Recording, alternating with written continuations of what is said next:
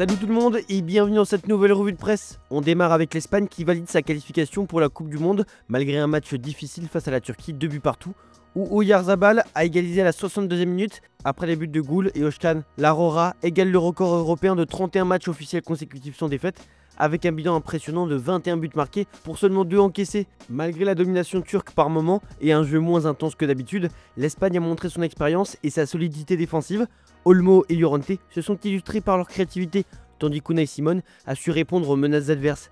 Comme le souligne l'article de AS, il n'y a pas de paradis sans pression, rappelant que la route vers le mondial reste exigeante. Marca se focalise sur Oyarzabal.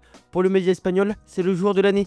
Mikel Oyarzabal termine 2025 en héros de l'équipe d'Espagne. Son but contre la Turquie permet d'égaler le record de 31 matchs officiels sans défaite et assure la qualification pour la Coupe du Monde.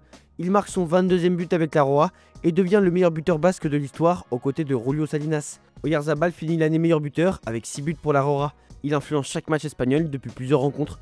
Partons en Belgique avec le média Neusblond qui évoque la victoire de la sélection. Elle s'est facilement qualifiée pour la Coupe du Monde 2026 en écrasant le Liechtenstein 7-0, terminant en tête du groupe J. Hans Van Aken et Jérémy Doku ont marqué les premiers buts avant que 4 autres buts arrivent en 7 minutes en seconde période.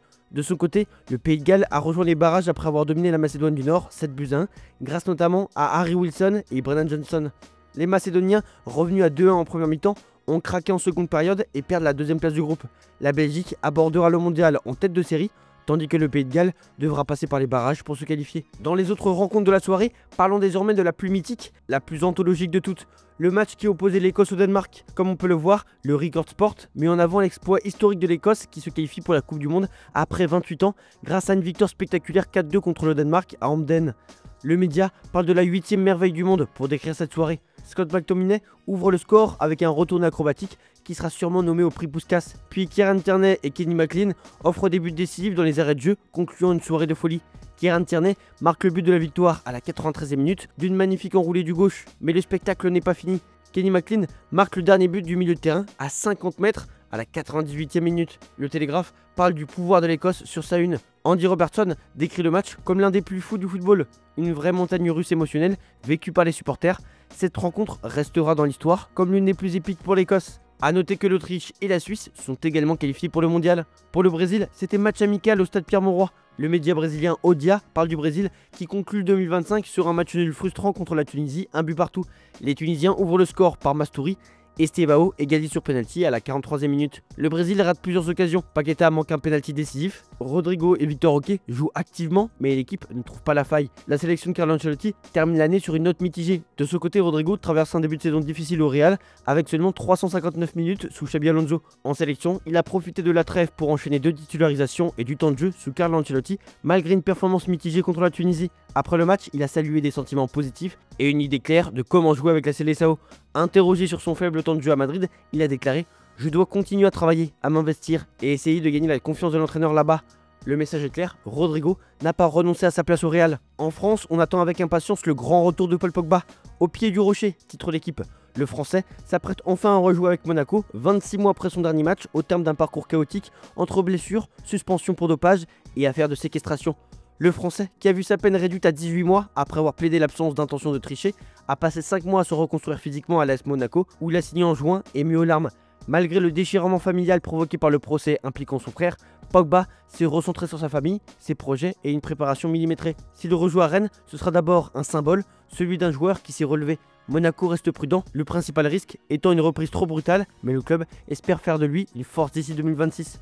Dans le Parisien, on fait un focus sur Zinedine Zidane. Didier Deschamps a clairement annoncé qu'il quittera ses fonctions de sélectionneur de l'équipe de France à l'issue de la Coupe du Monde 2026, ce qui laisse la question de son successeur ouverte. La FFF, prudente, préfère attendre la fin du mondial pour officialiser le nom de Zinedine Zidane afin de ne pas perturber l'équipe en place et préserver la solennité de la transition. Le président Philippe Diallo souligne « Il est inutile de venir le polluer avec des annonces prématurées et malvenues. Zidane, quant à lui, reste discret, mais laisse entendre son intérêt. Je ne sais pas ce que l'avenir me réserve, mais j'ai le sentiment de pouvoir faire quelque chose avec l'équipe nationale. C'est ce que j'aimerais faire un jour. En attendant, en Espagne, on demande Zizou. Xabi Alonso est très contesté dans le vestiaire madrilène en ce moment. Sur le plateau de l'émission El Chiringuito, plusieurs consultants ont ainsi plaidé pour un retour de la légende du football français. C'est inévitable, c'est une légende, a-t-on entendu. Le retour de Zidane au Bernabéu, dimanche à l'occasion du match de NFL, ainsi que cette photo avec Florentino Pérez, ont déjà enflammé les réseaux et les médias. La campagne pro-Zizou est lancée et Xabi Alonso peut s'inquiéter. Dans le Parisien, on parle aussi d'Achraf Hakimi, qui est le grand favori favori du Ballon d'Or africain. Il pourrait être élu meilleur joueur ce mercredi à Rabat. Nasser Al-Khelaifi pourrait lui aussi faire le voyage. Hakimi était derrière Mohamed Salah au Ballon d'Or. À voir si ça lui porte préjudice. Au Maroc, la nation tout entière est convaincue qu'Hakimi va remporter la prestigieuse récompense. Dans le média français, on explique aussi que Luis Enrique veut mieux gérer le retour de ses joueurs blessés après les récentes blessures de Dembélé et Nuno Mendes lors du match contre le Bayern. Le coach espagnol a reconnu: quand tu récupères des joueurs blessés, ils ont récupéré mais ils ne sont pas en forme à 100%. C'est une chose que je dois savoir mieux gérer. Il compte modifier la dernière phase de processus de reprise, le crash test, où les joueurs doivent enchaîner les séances intensives sans rechute. L'idée de leur accorder plus de temps pour s'acclimater aux entraînements avant de revenir en compétition. Le modèle fonctionne, comme l'a montré Joao Neves après sa blessure, mais le retour de Dembélé et Mendes reste incertain pour PSG Tottenham. Enfin, Leonardo, ancien directeur sportif du PSG, s'est entretenu dans l'afterfoot. Le Brésilien est revenu sur son départ du PSG en expliquant que sa deuxième aventure s'était heurtée à la prolongation de Kylian Mbappé, décision qu'il désapprouvait. Selon lui, l'attaquant voulait quitter Paris. Quand il a renouvelé son contrat, il a eu des conditions pour rester et je n'étais pas d'accord, je ne pouvais pas rester. Il assure ne jamais avoir eu de problème avec le Qatar. Interrogé sur une éventuelle cohabitation si Mbappé était parti, il répond: je ne sais pas s'il a eu ma tête, ça a été une vision différente à un moment. Leonardo ajoute aussi que Mbappé voulait le Real et que ce n'était pas une question d'argent, concluant: un joueur ne peut jamais être plus grand que le club. Côté Mercato, Sport évoque un intérêt de Milan pour Robert Lewandowski. Le club italien cible le joueur comme principal renfort offensif après l'expérience réussie avec Luka Modric. Le club entretient d'excellentes relations avec son agent et prévoit de lui proposer un contrat long à partir de juin pour en faire le leader de l'attaque. Aucun transfert majeur n'est prévu en janvier tant que la décision de Lewandowski n'est pas connue.